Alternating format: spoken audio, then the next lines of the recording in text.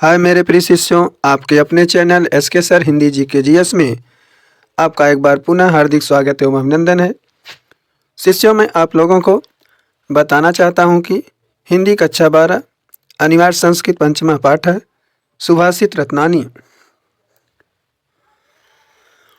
पाठ के प्रत्येक श्लोक का हिंदी अनुवाद कराया गया है, जो आपके परीक्षा में कई बार इस पाठ से प्रश्न पूछे जा चुके हैं, जो प्रत्येक श्लोक के माध्यम से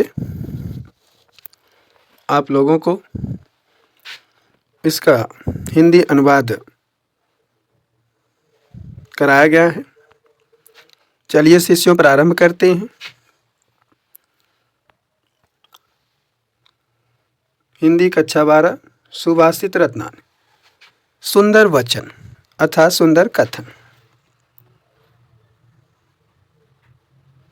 पहला श्लोक है शिष्यों,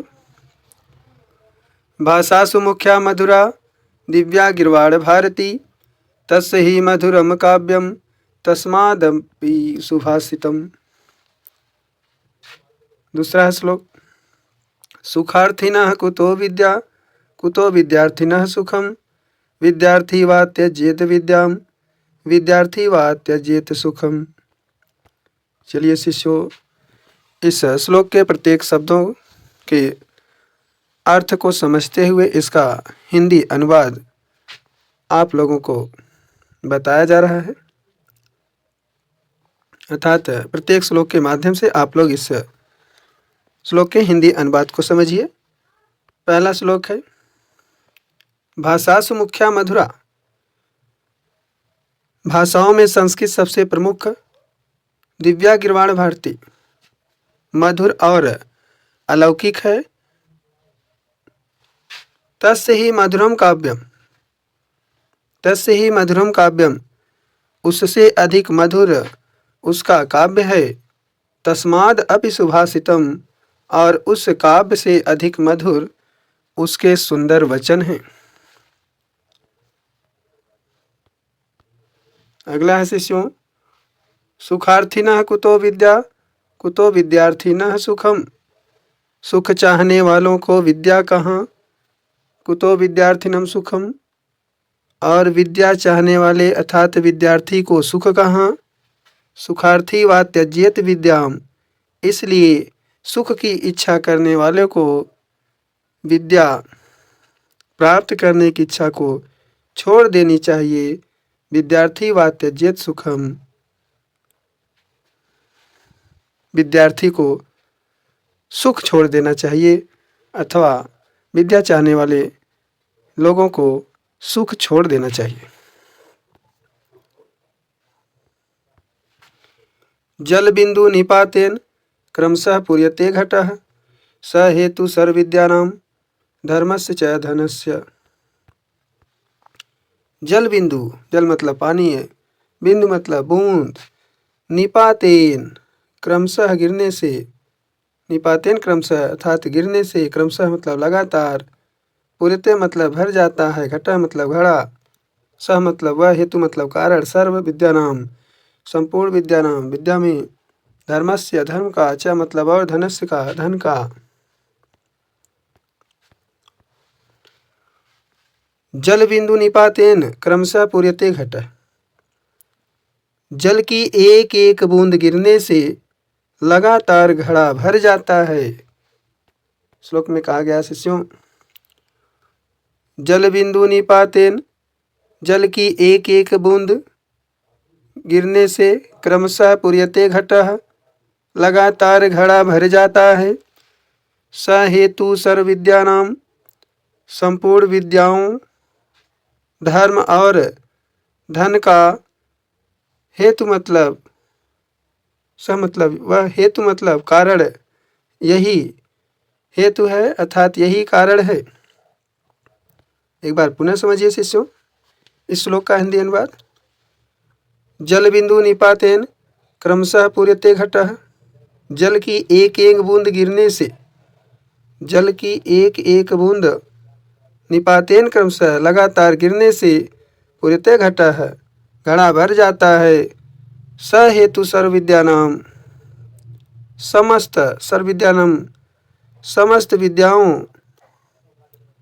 धर्मश्च और धर्म का, धनश्च और धन का, सहेतु यही कारण होता है। अर्थात कहने का तात्पर्य है, जल बिंदु निपातेन क्रमशः पूर्यते घटः, जल की एक एक बूंद गिरने के कारण लगातार घड़ा भर जाता है। सहेतु सर्वविद्यानां धर्मस्य च धनस्य, और समस्त विद्याओं में धर्म और धन को संग्रह करने का यही कारण अथवा रहस्य होता है। अगला है शिष्यों, काव्यशास्त्र विनोदेन कालो गच्छति धीमताम व्यसनेन च मूर्खणाम निद्रया कलहेन वा। काव्यशास्त्र मतलब काव्यशास्त्र,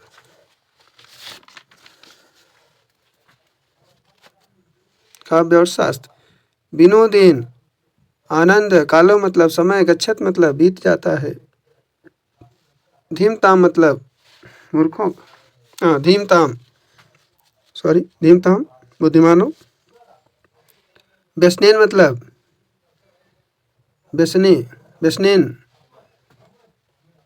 बुरे व्यसनों में, च मतलब और, मूर्खणाम मूर्ख, निद्रा मतलब निद्रा, कलहन मतलब लड़ाई झगड़े, व मतलब अथवा।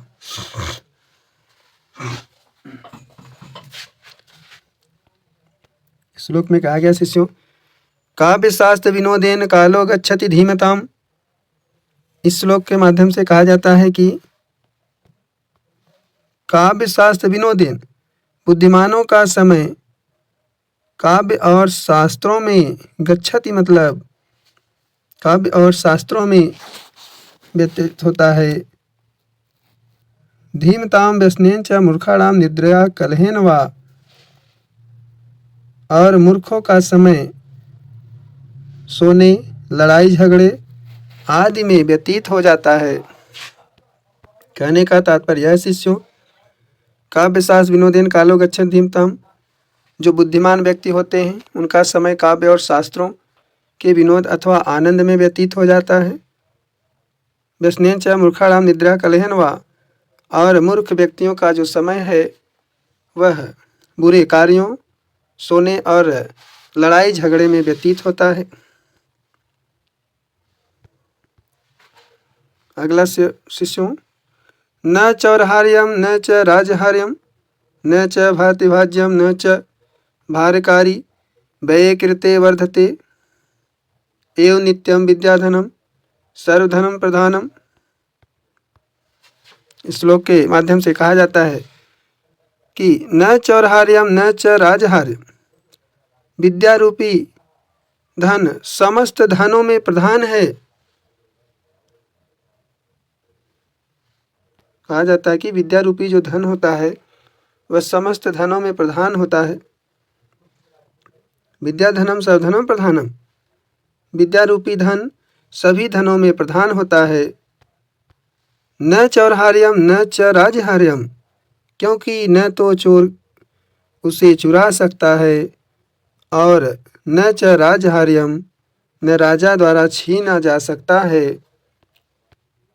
न भ्राति भाज्यम न च, न भाई द्वारा बांटा जा सकता है, च भारकारी, और न यह बोझा बनता है। व्यय कृते वर्धते एव नित्यम विद्याधनम, अर्थात जो विद्या होती है वह निरंतर खर्च करने से बढ़ती है, और ठीक उसी प्रकार जैसे अन्य धनों के समान घटता नहीं है।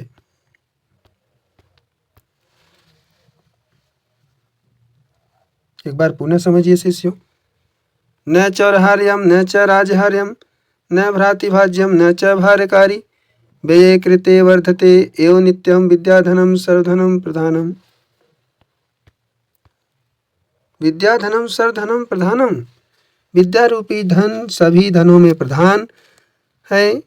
न चौरहार्यम न च राजहार्यम, क्योंकि न तो चोर उसे चुरा सकता है, न च राजहार्यम, न राजा द्वारा छीना जा सकता है।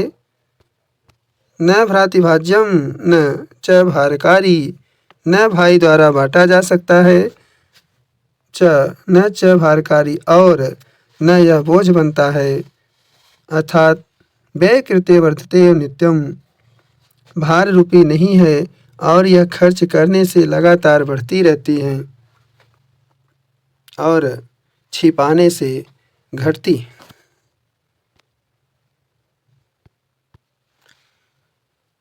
परोक्षे कार्यहंतारम प्रत्यक्षे प्रियवादिनम वर्जनतादृशम मित्रम विषकुंभम पयोमुखम।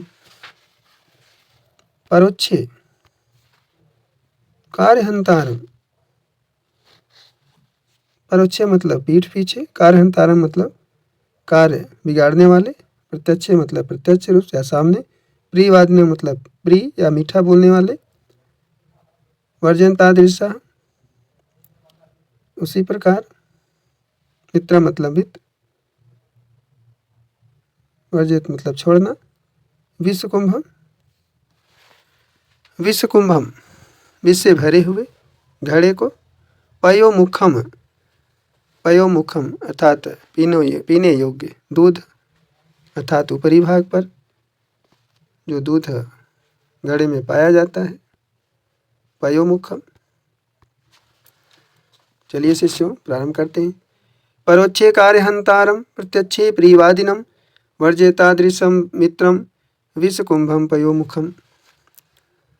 इस श्लोक के माध्यम से कहते हैं परोक्षे कार्यहंतारम प्रत्यक्षे प्रियवादिनम, जो पीठ के पीछे काम बिगाड़ने वाले होते हैं और सामने मीठा बोलने वाले होते हैं, वर्जते दृशम, वर्जते इत्तादृशम मित्रम, ऐसे मित्र को उसी प्रकार छोड़ देना चाहिए। विषकुंभम पयोमुखम, जैसे विष से भरे हुए घड़े को ऊपरी भाग में दूध होता है।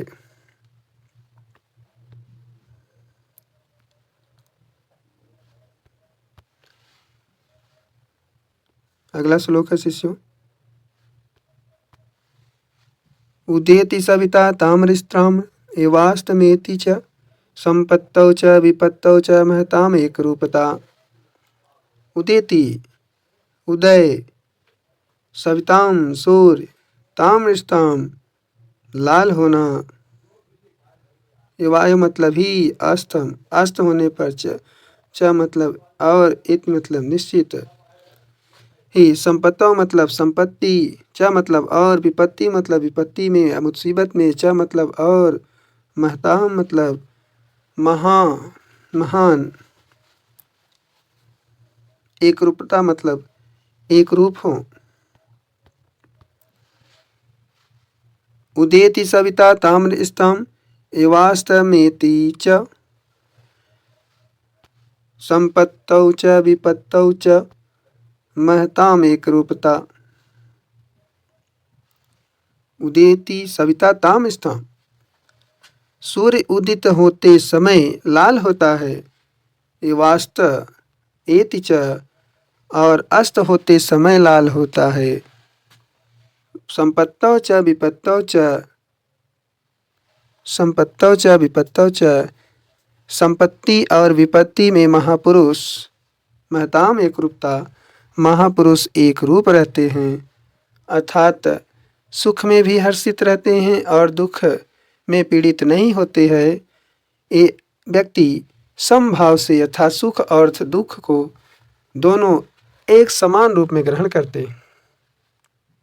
कहने का तात्पर्य यह है, उदेति सविता ताम्रस्त्राम एवास्तम एति च, सूर्य उदय होता है तो भी लाल रहता है, एवास्त मेति च, और अस्त होने पर भी लाल होता है, संपत्तौ च विपत्तौ च, सुख और दुख दोनों की मुसीबत में महान पुरुष अर्थात महान व्यक्ति एक रूप होते हैं, अर्थात एक भाव में ही रहते हैं।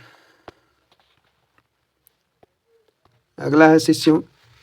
विद्या विवादाय धनम आदाय शक्ति परेशान परिपीडनाय कलस्य साधो विपरीतम इत्तज्ज्ञानाय दानाय च रक्षणाय।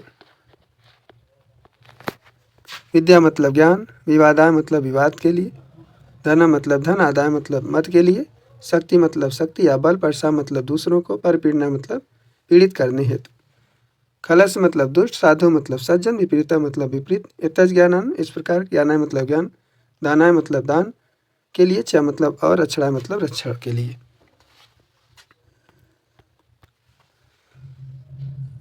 विद्या विवादाय धनम आदाय, विद्या विवादाय धनम आदाय, शक्ति परसाम पर पीडनाय, खलस्य साधो विपरीतम, तज ज्ञानाय दानाय च रक्षणाय। इस श्लोक में कहते हैं खलस्य साधो, दुष्ट की विद्या, दुष्ट की विद्या विवाद के लिए, खलस्य साधो दुष्ट की विद्या, विद्या विवादाय विवाद के लिए, धनम आदाय धन मद के लिए, शक्ति परसाम और शक्ति दूसरों को, पर पीड़ना मतलब पीड़ा पहुँचाने के लिए होती है। विपरीतम इतज ज्ञानाय दानाय च रक्षणाय, ठीक इसके विपरीत सज्जन की विद्या ज्ञान के लिए, धन दान के लिए और शक्ति दूसरों की रक्षा के लिए होती है।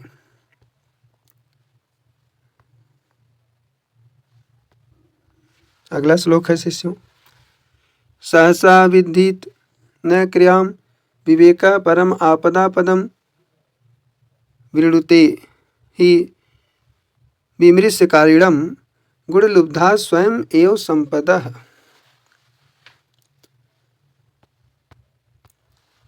सहसा साहस, विद्धित न क्रियाम विवेक, क्रियाम विवेक बिना विचार किए हुए, क्रिया मतलब कार्य न मतलब नहीं, परम आपदा पदम अज्ञान, परम मतलब परम, आपत्तियां विरुत न सुना गया है, विरुते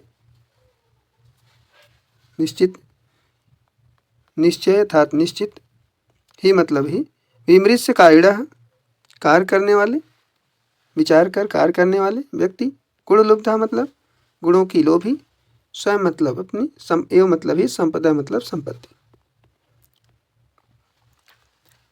चलिए शिष्यों, एक बार पुनः आप लोग इस श्लोक का हिंदी अनुवाद समझिए। सहसा विद्धिति न क्रियाम विवेकः परम आपदा पदम। इस श्लोक के माध्यम से कहा जाता है कि सहसा विद्धित न क्रियाम विवेकः, बिना विचार किए गए कार्य को नहीं करना चाहिए। परम आपदा पदम, अज्ञान परम आपत्तियों का स्थान है। विरुते ही विमृश्यकारिण, निश्चय ही विचार के करने के बाद किया गया कार्य।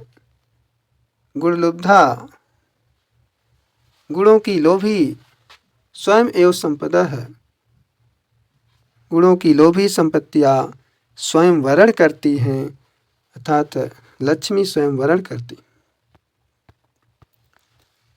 इसलिए कहने का तात्पर्य यही है कि सहसा विद्धित न क्रियाम विवेकः, बिना विचार किए गए कार्य को नहीं करना चाहिए। परम आपदा पदम, अज्ञान परम आपत्तियों का स्थान होता है। विरुते ही विमृश्य कारिणम, निश्चय ही विचार कर कार्य करने वाले व्यक्ति को गुणलुब्धा स्वयं एवं संपदा है, गुणों की लोभी संपत्तियां अर्थात लक्ष्मी स्वयं वरण करती हैं। अगला श्लोक है शिष्यों, वज्रादपि कठोराणि मृदूनि कुसुमाद अपि, लोकोत्तराणाम चेतांसि को नो विज्ञातुम अर्हति। इस श्लोक में कहा गया है वज्राद अपि कठोराणि मृदूनि कुसुमाद अपि, लोकोत्तराणाम चेतांसि को नो विज्ञातुम अर्हति।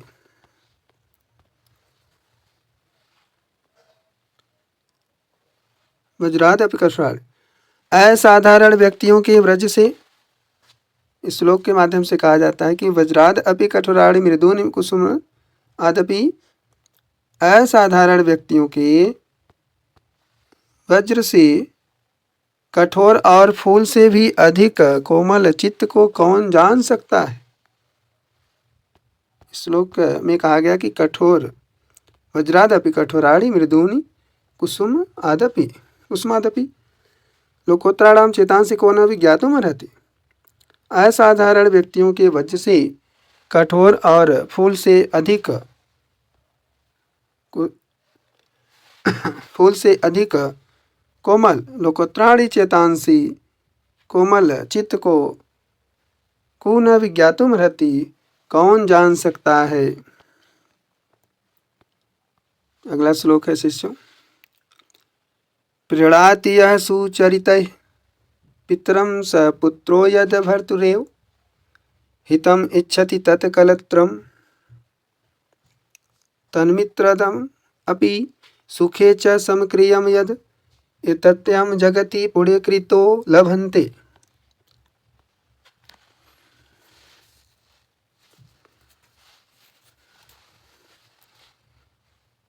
प्रीणाति यः सुचरितैः पितरं स पुत्रो यद भर्तुरेव। इस श्लोक में कहा गया है जो पिता प्रीणाति यः सुचरितैः पितरं स पुत्रो यद भर्तुरेव, जो पिता को अच्छे आचरण से प्रसन्न करता है, स पुत्रो यद ऐसा पुत्र जो पति का हित चाहती है,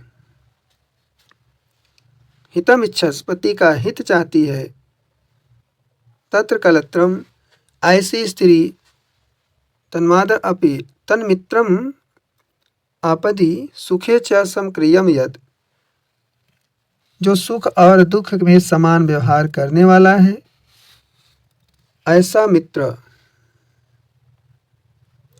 मित्र इन तीनों को संसार में पुण्यशाली जान ही पाते, अर्थात पुण्यशाली जन ही पाते, पुण्यकृतो लभन्ते, पुण्यशाली जन अर्थात लोग ही प्राप्त करते हैं। एक बार पुनः शिष्यों इस श्लोक का हिंदी अनुवाद समझिए। प्रीणाति यः सुचरितैः पितरं स पुत्रो यद भर्तुरेव हितम् इच्छति तत् कलत्रम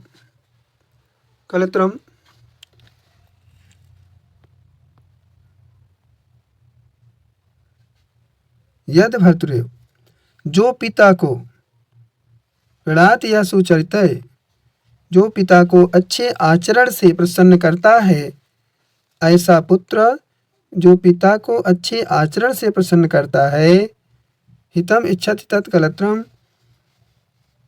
तथा जो पति का हित चाहती है, तन्मित्रम आदपि सुखे च समक्रियम यद, ऐसी स्त्री जो सुख और दुख में समान व्यवहार वाला है, ऐसा मित्र तन्मित्रम ऐसा मित्र एतत्त्रयम् जगति पुण्यकृते लभन्ते, इन तीनों को संसार में पुण्यशाली जन ही प्राप्त कर पाते हैं।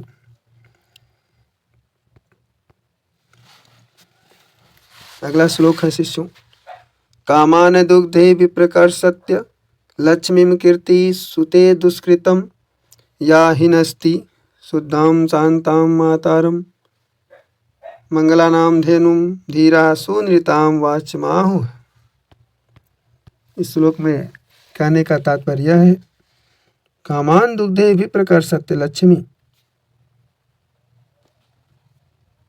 कीर्ति सुते दुष्कृतम या हिनस्ति।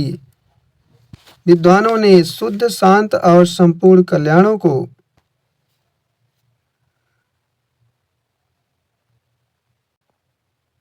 शुद्धां शांतां मातारं मंगलानां धेनु धीरा सुनीतां वाचमाहु। विद्वानों ने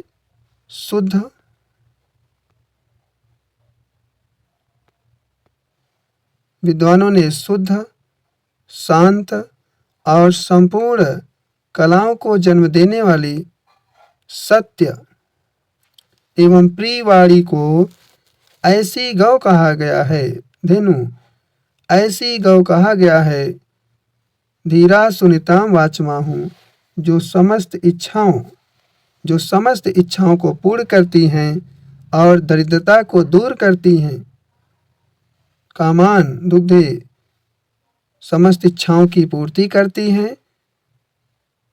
विप्रकर सत्य लक्ष्मी कीर्ति सुते दुष्कृतम, और दरिद्रता को दूर करती हैं, यश को जन्म देती हैं और पापों को नष्ट करती। इस श्लोक में कहने का तात्पर्य है शिष्यों, विद्वानों ने शुद्ध और अशुद्ध, शांत और संपूर्ण कल्याण को जन्म देने वाली सत्य और प्रिय वाणी को के रूप में ऐसी गौ कहा है, धेनु ऐसी गौ कहा है, जो समस्त इच्छाओं को पूर्ण करती है और दरिद्रता को दूर करने के साथ साथ यश या कीर्ति को जन्म देकर पाप को नष्ट करने का कार्य करती है। एक बार मैं आप लोगों से पुनः विनम्र निवेदन करूंगा, यदि आप इस चैनल में नए हैं तो प्लीज़ सब्सक्राइब, लाइक एवं शेयर करना न भूलें।